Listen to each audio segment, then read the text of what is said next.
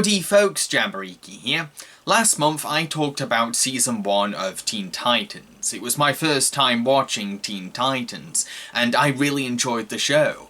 This month I'm going to be talking about its second season, which introduces a brand new Titan. Who could he or she be? Well, let's find out.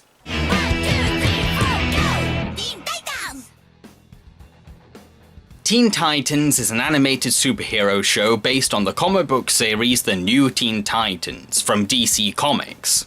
It follows the action-packed adventures of a team of superheroes called the Teen Titans, who live in the T-Tower. The members include Robin, Starfire, Cyborg, Raven, and Beast Boy. In Season 2 of Teen Titans, business as usual for the Titans, as the team fight crime in their local city while trying to get along as roommates. But things take a turn when the Titans meet a new teenage superheroine called Terra, who has the power to move the Earth. Could she be a potential new Titan, or will the evil Slade make her into his new apprentice? Season 1 of Teen Titans had already hooked me into the show, but Season 2 took things further and made me fall in love with it. There's more thrilling action, with fights that feel grippingly difficult and tense, but also creatively put together. More wild and exciting villains for our heroes to face. More mature drama and natural character development to keep us engaged in the humanity of the show. More hilarious wacky comedy to serve as breaks between all the dark content and high-octane fights. The elements that I loved about Season 1 are delivered in spades in this awesome second season, but I'm not saying that they're simply repeating the same formula again and again and again. No, I'm saying that the show knows what worked about Season 1 and elevates those effective aspects with the ambition to both satisfy and surprise us. Yes, this show can be episodic in nature, and we know that most stories in Season 2 will have the Titans facing a wacky or sinister supervillain each episode. But the writers always try to throw in subplots, lessons for the characters, or underlying themes to make each episode have their own unique entries in the season.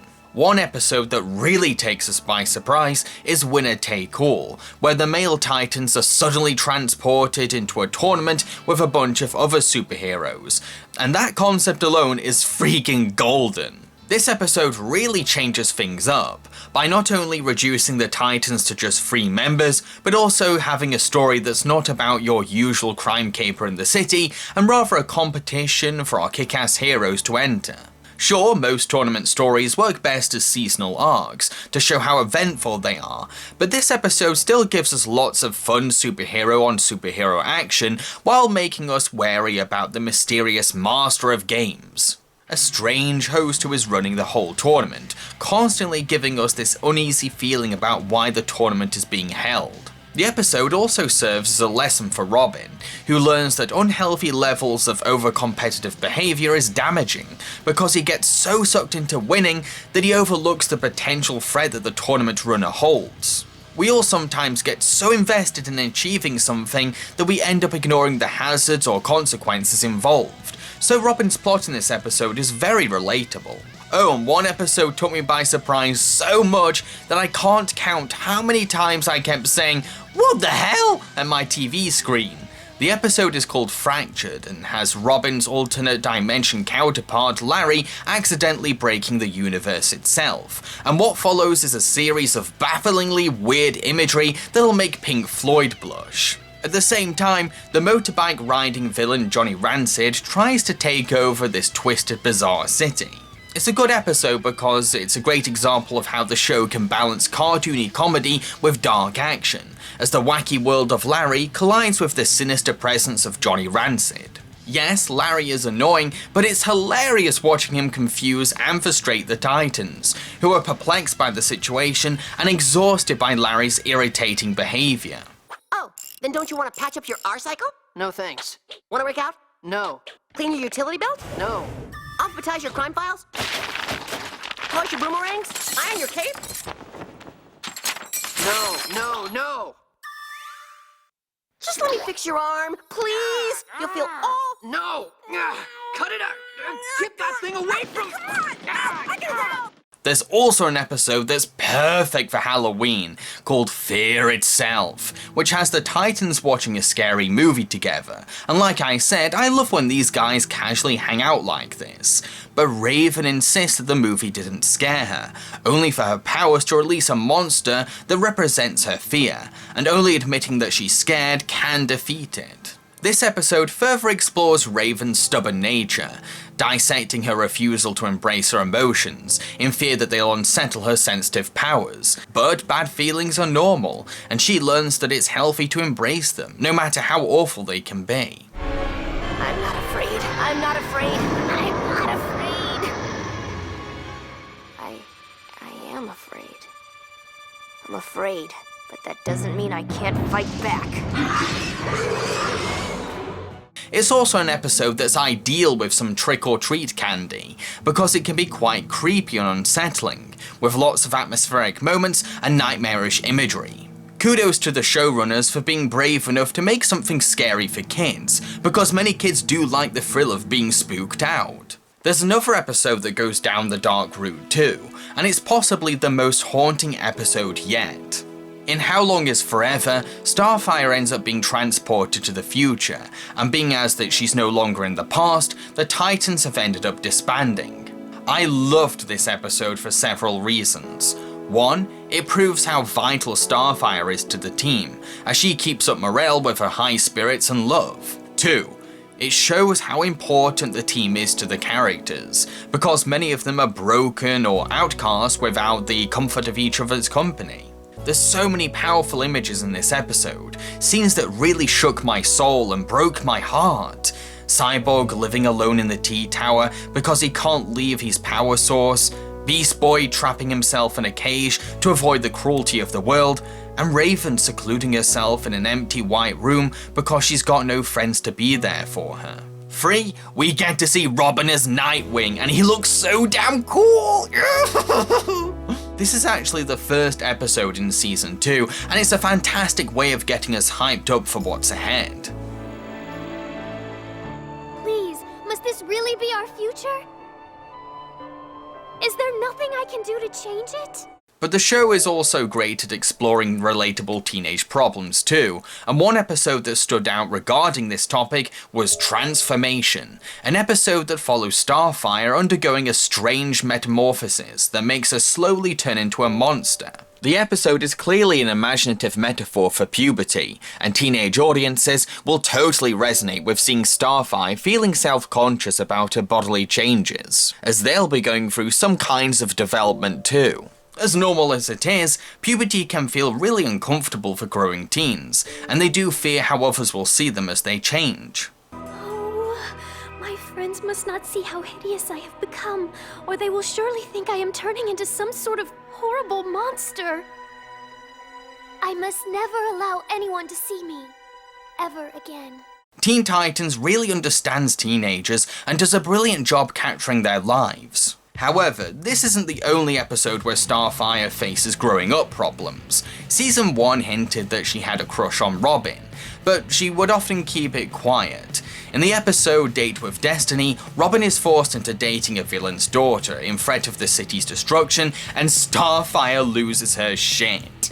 It's both hilarious and adorable seeing the usually happy-go-lucky Starfire let her jealousy get the best of her.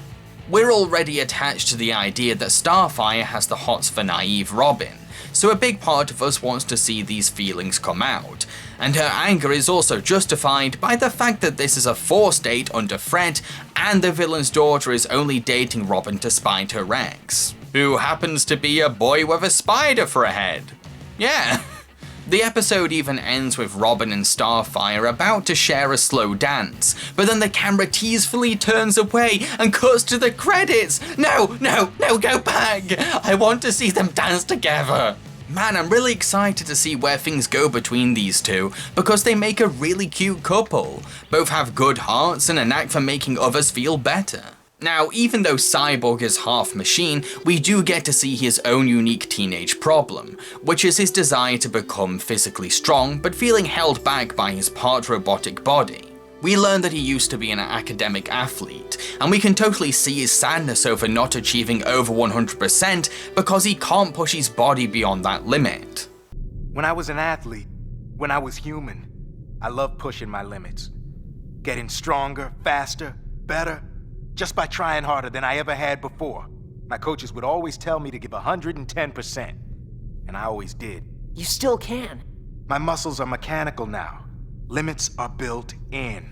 This is made worse by the fact that he's not able to save his friends from an evil robot, who keeps defeating our poor hero.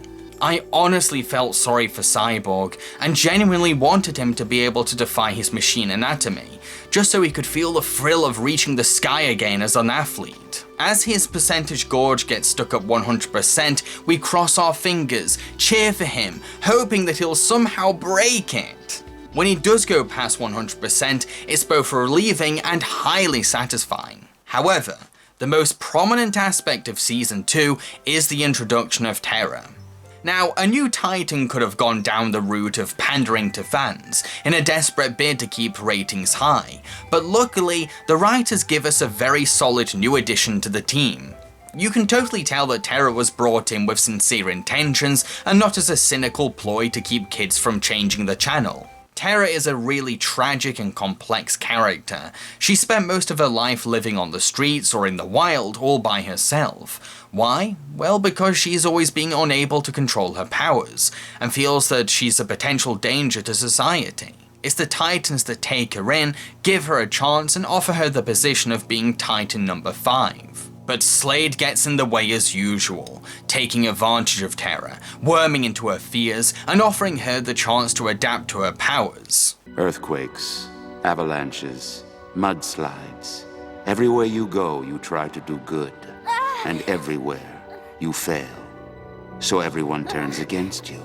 You lack control, Terra. And when you lose control, you are more dangerous than anything I've ever seen. But it doesn't have to be this way. I can help you. At first, we assume that Terra is strong enough to ignore Slade's conniving manipulation, but then things start not adding up, after Terra becomes frequently absent in episodes. On the one hand, we can assume that she's busy thinking about the team's invitation to become a Titan before coming back, but on the other hand, we could tell that she was slightly tempted by Slade's offer. It's pure genius on the writer's part to cut away from Terra's whereabouts in certain episodes, because then we are always on our toes about Terra's intentions whenever we do see her. Heck, even Raven, who is naturally distrusting, feels suspicious of Terra. The two of them develop some tension between each other, and the fact that their powers are so similar pushes them to clash in rivalry. We already trust Raven, because we've had a whole season to get to know her. We've been inside her psyche. So if she mistrusts Terra, then we feel the need to be extra cautious. But at the same time, we end up really liking Terra. She's friendly, cool, charming, and has a sweet smile. What? Haven't you guys ever seen a superhero before? I'm Robin. We're the Teen Titans! Rock on! It's cool to meet you guys. I'm Terra, and you're Cyborg, Raven, Starfire, and Boy Beast. I mean, Bass Boot. No. Beast Boy? So a part of us hopes that she never took up Slade's offer, only to feel heartbroken to learn that she did, and that a character we became attached to has given in to the dark side. Want to know what makes this eventual twist even more stomach-churning and hurtful? Beast Boy develops an adorable crush on Terra, and we can tell that there's something brewing between them, which is made official once they go on a date. These two make the cutest couple. Behind his goofy comic relief persona, Beast Boy is quite the romantic, so it's tear-inducing to see his heart being broken by Terra. You said you'd be my friend no matter what, remember? Slade was right. You don't have any friends. It's truly horrible to know that Terra has betrayed not only her team, but also her new boyfriend. I wanted to see these two together, and even though the clues kept coming, I continued hoping that maybe she wouldn't let us down. but she did. Although, she does get to redeem herself in the season's ending, by finally standing up to Slade and sacrificing herself from an erupting volcano to save the city. The last we see her, she's become a statue, and the Titans pay their respects to her. It's a really sorrowful and tragic way to end the season. Sure, Raven says they'll try to reverse the effects and save Terra, but will they? And even if they do, how many seasons do I have to wait until she's restored? I still feel sad as I write this review. I want her to return, and maybe win back the team's trust and Beast Boy's heart. I know it'll be tough, but I saw a kind heart in her, and I want her to embrace that love. To conclude, Season 2 of Teen Titans delivers on all levels, giving us 30 more brilliant episodes, while also introducing new ideas without coming across like it's pandering to the audience. I've been Jambareeqi and I hope you enjoyed this review. If you did, then consider subscribing to my channel because I make a lot of videos like this one. Also, feel free to support me on my Patreon by making a monthly pledge. Thank you. In November, I'm going to be talking about Season 3 of Teen Titans, so look out for that video. Cheerio, folks.